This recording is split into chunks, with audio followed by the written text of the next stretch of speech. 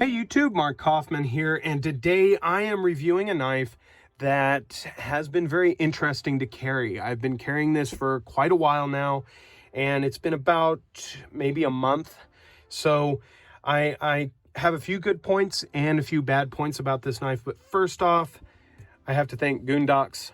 Thank you so much for sending this over for me to review. This is part of the BPex pass around group, and I really appreciate the group and Goondocks for allowing me to check out this knife. So go check out his channel. I'll leave a link down in the description so you can go check him out. But first, let's take a look at the box.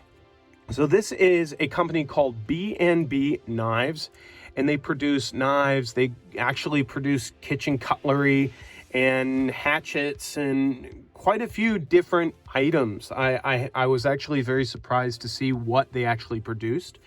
And this is the BNB 4045D.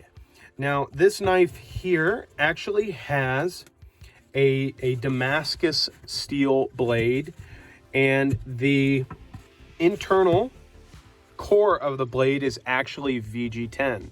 So this is the box, pretty standard fare. I will throw that back here.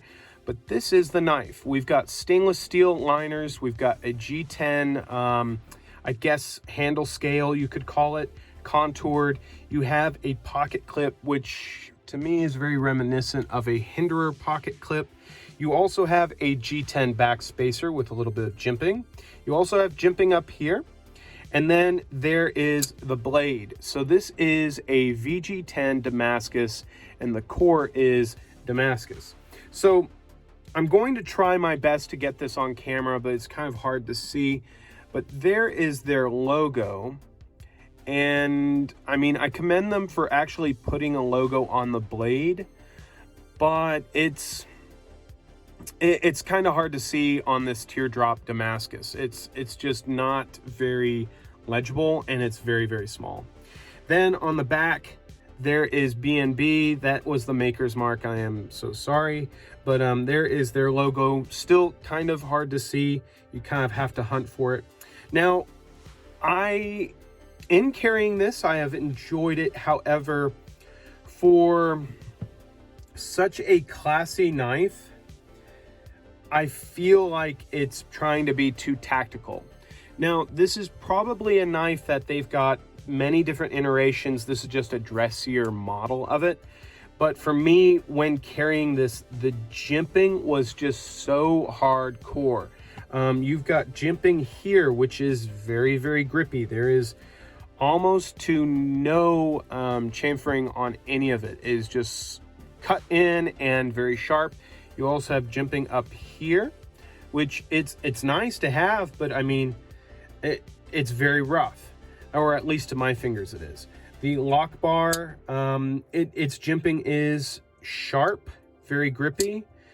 The jimping in the back here is very sharp, and the jimping here is very sharp. So I mean, you've got jimping here, jimping there, here, and then you've got it even on the back spacer. And for me, when you're holding this, to be honest, if I had to like give a comparison, I would probably say it's like holding a cactus. It's very, very sharp.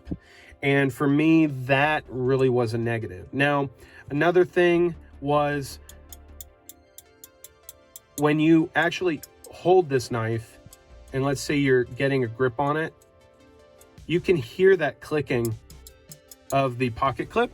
Now the pocket clip, you can bend that down a little further and then you wouldn't have that, but that's something, you know, that's something that I would think wouldn't be there.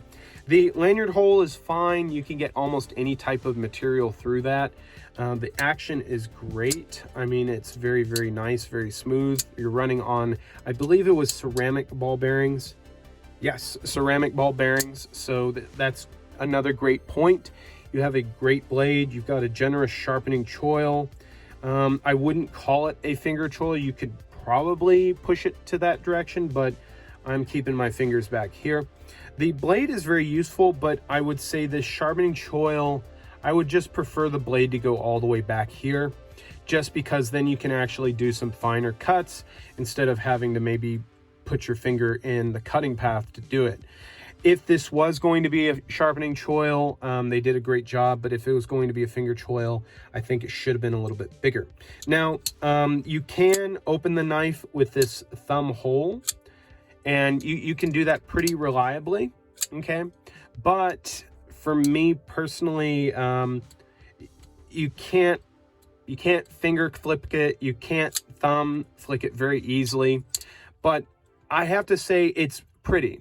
It is definitely a pretty knife, but with all this jimping, there's no jimping on the flipper tab at all. Or, well, should I say, as generous jimping as everything else. There is some, but it's just not as grippy as you would think compared to the rest of the knife. So this knife has been performing very well. The VG10 is acting just like VG10. It sharpens up very well, strops up very well. Now I have to say I've been enjoying it.